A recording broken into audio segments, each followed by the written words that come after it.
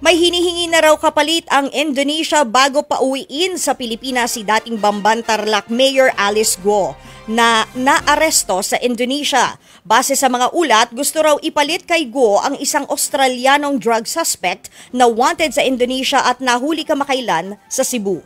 Yan ang pampagising na balita ni Camille Samonte. Sa hotel na ito sa Tangerang City sa Banten Province, Indonesia, nahuli si dating Bamban Tarlac Mayor Alice Go. Hindi yan kalayuan sa Jakarta kung saan siya huling na-monitor. Mapapansing nagpaikli ng buhok si Go.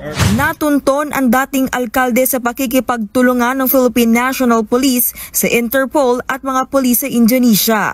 Sa ngayon, nasa kustodiya siya ng Indonesian Police. At kanina nakausap mismo ni PNP Chief General Romel Marbil si Go sa pamamagitan ng teleconference. Ang tanong ngayon, kailan at paano pauuwiin sa Pilipinas si Alice Go?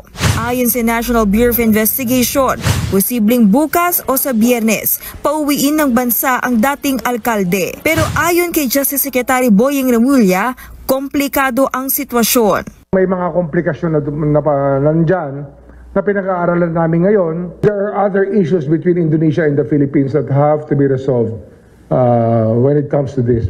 May hinihingi raw kasing kapalit ang Indonesia bago ipa-deport si Go. Yan ang Australian drug suspect na si Gregor Joan Hatz na wanted sa Indonesia. Naaresto siya ng mga polis at tauhan ng Bureau of Immigration nitong May 15 sa Cebu. May red notice si Haas sa Interpol dahil sa drug smuggling sa Indonesia. Posibleng may kaugnayan at miyembro raw ang Australiano ng isang drug cartel sa Mexico. Hawak pa rin siya ngayon ng BI. Hindi pa kinukumpirma ng DOJ ang tungkol sa umano'y prisoner swap. Ang sigurado sa ngayon, magpapadala ng NBI agents at DOJ prosecutors sa Indonesia. Oras na maiuwi sa bansa si Go, idediretso siya sa tanggapan ng BI para sa booking procedures. Gaya ng ginawa kay Sheila Go at Pogo Incorporator na si Cassandra Ong. Dadalhin din siya sa Senado kung saan siya may arrest order. We have two options, whether yung ating police attaché na yung mag-escort papunta po dito sa Pilipinas or it would be the SILG and the GPNP that will be traveling to Indonesia to fetch po si Alice Go po. Pero wala pa pong final ngayon.